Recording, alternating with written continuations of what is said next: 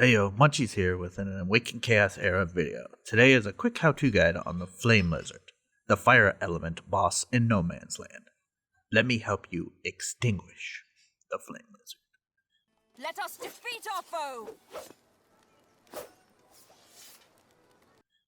No Man's Land is located in the Dungeon tab in the lower right-hand corner of the main screen.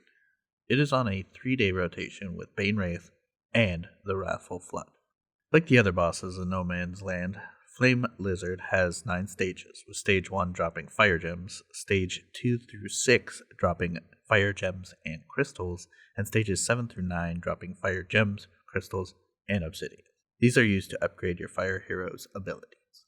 Because the Flame Lizard is a Fire Element boss, it is best to bring Water Heroes due to their elemental advantage. Fire Heroes are also viable as they are the neutral element, and it is probably best to avoid bringing Wood Heroes due to the elemental disadvantage. Light and Dark Heroes are also 100% viable.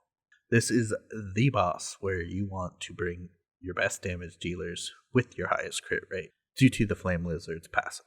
So you can bring your 4 best damage dealers with a 100% crit rate, or as close to it as possible. Unfortunately, Zatlux, one of the easier heroes to get to 100% crit, is a weak affinity, and therefore has a 50% chance to be deflected. If you are struggling in the later stages, you can bring in a healer. Also, bringing someone with defense down and or attack up is also a good strategy. Anyone you have built to a 100% crit rate that deals a high amount of damage is optimal array. Evelyn First Dawn brings in attack up as well as a defense down with a bonus team attack. Malhex also brings an attack up with a defense down, and you got high damage dealers like Hector, Valeria, Sierra, Cyrus, Hydricia, etc. There's a lot. And then Nathalia, Santis, Zachary, and Evelyn are even good, cheaper options. William and Connor are good support champions to buff your team if need be, and you can also just use your team's special Sundering Purgatory for your decreased defense. Wave 1 is for Fire Imps.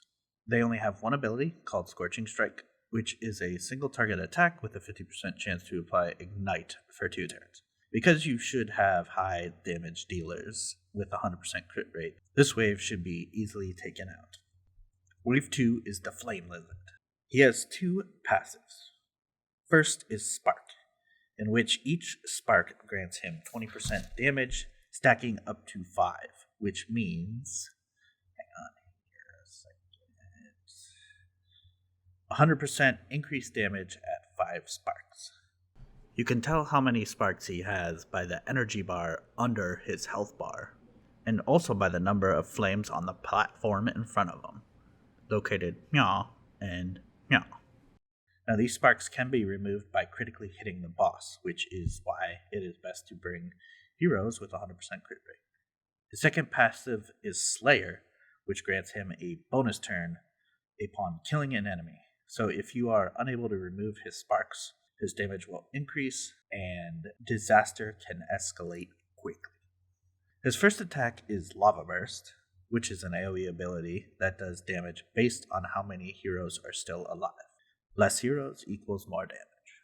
His next attack is Flame Chain, which is a single target attack, which also grants him 2 sparks. His final attack is Claw Slash, which is a single target attack that grants 1 spark.